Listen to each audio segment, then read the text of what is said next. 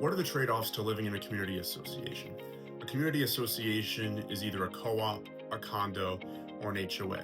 Well, there are some advantages to living in a community association.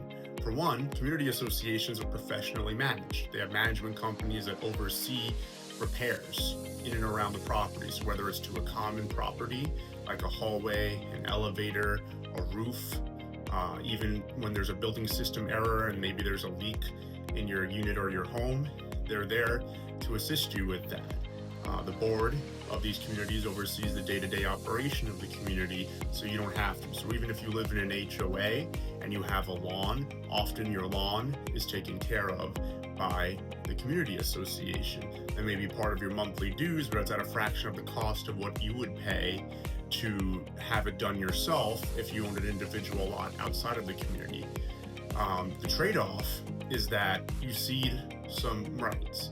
One of the most common and important rights is architectural control, meaning that the boards of these communities have authority to both be noticed and then to approve any major repair or alteration that you're going to perform on your unit or your home. And that makes sense, right? Because if you're going to do something major that could affect either the aesthetic and the property values of the community, if you're in a condo or a co-op, it could affect the neighboring units, either above, below, or to either side of you, or if it could affect a building system like pipes, things of that nature, then it's important that you run that by the board and management so that they can see A, what's the scope of work, B, who is the contractor you're utilizing, C, are they properly licensed in your state and for what they're going to be doing, and then D, do they have adequate insurance to cover that?